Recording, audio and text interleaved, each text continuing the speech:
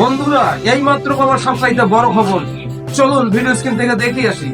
এখানে তাদের পুলিশ আটকে দেওয়ার পরে তারা এখানেই আসলে সড়ক বন্ধ করে আমরণ অনশনের তারা ঘোষণা দিয়েছে এবং তারা অনশনে বসেছে। তারা যে তিনটি দাবি করেছেন, আওয়ামী লীগকে দল হিসেবে নিষিদ্ধ করার দাবি জানিয়েছেন। দ্বিতীয় দাবি তারা করেছেন আওয়ামী লীগের সকল পর্যায়ে অর্থাৎ ইউনিয়ন পর্যায়ের যে সকল নেতাকর্মী রয়েছে সবাইকে গ্রেপ্তার করতে হবে। এবং তৃতীয় দাবি তারা করেছেন তাদের যে জুলাই আগস্ট বিপ্লবে গণঅভ্যুত্থানে যারা মাঠে সক্রিয় ছিলেন তাদের নিরাপত্তা বিধান করতে হবে। তাদের অনেকের উপরই হামলা হচ্ছে, অনেকে হুমকি পাচ্ছে। এই দাবিতে তারা এই তিনটি দাবি জানিয়েছেন। এর বাইরেও তারা প্রধান উপদেষ্টা বরাবর বেশ কিছু অভিযোগ তারা জানিয়েছেন।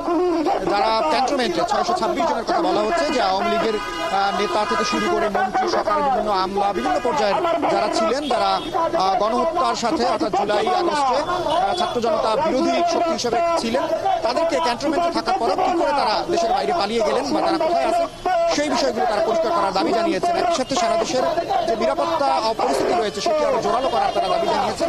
এই সকল দাবিতেই তারা এখন অনশনে বসেছেন এবং সেই অনশনে তারা বিভিন্ন আরো অনেকগুলো বিষয় তারা তুলে ধরছেন, যে যেখানে আওয়ামী লীগকে নানানভাবে তারা সরকারের পক্ষ থেকে একটা নমনীয় মনোভাব তারা বলছেন। এবং এখন যে তারা আন্দোলনটি করছেন সেই আন্দোলনে আসলে যে রাজনৈতিক দলগুলো আছে তারা বিশেষ করে বিএনপি এবং জামায়াতের নাম উল্লেখ করেছেন এবং অন্যান্য রাজনৈতিক দল যারা রয়েছেন তাদের এই দাবি নিয়ে মাঠে সরব থাকার কথা ছিল, কিন্তু তারা সরব না থেকে তারা নির্বাচনমুখী হয়ে গেছেন, যে কারণে ইনকলাব মঞ্চ অর্থাৎ ছাত্র জনতার এই প্ল্যাটফর্মকে তারা মাঠে আসতে বাধ্য হয়েছেন এবং তারা এই দাবিতে সোচ্চার রয়েছেন। সামনের দিনেও তারা এই দাবিগুলোতে সোচ্চার থাকবেন এবং দাবিতে অনশন কিন্তু চলছে। আমরা দেখতে পাচ্ছি যে যমুনার সামনে বিপুল সংখ্যক পুলিশ রয়েছে। আপনি জানেন যে এর আগেই বেশ কিছু ঘটনা ঘটেছে।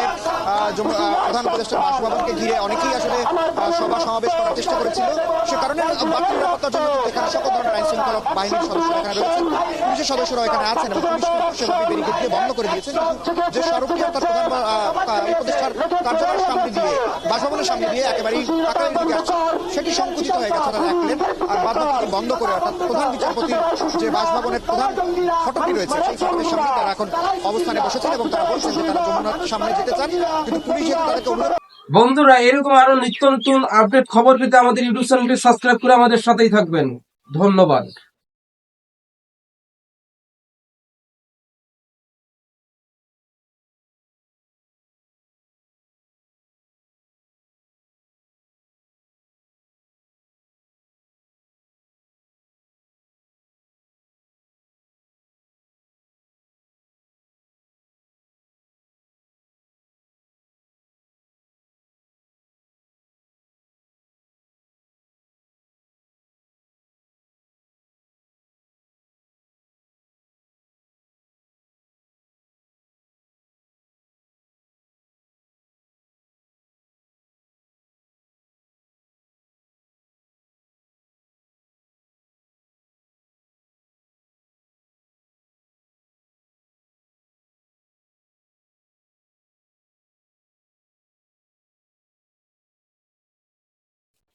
বন্ধুরা, এই মাত্র পাওয়া সবচাইতে বড় খবর, চলুন ভিডিও স্ক্রিন থেকে দেখে আসি।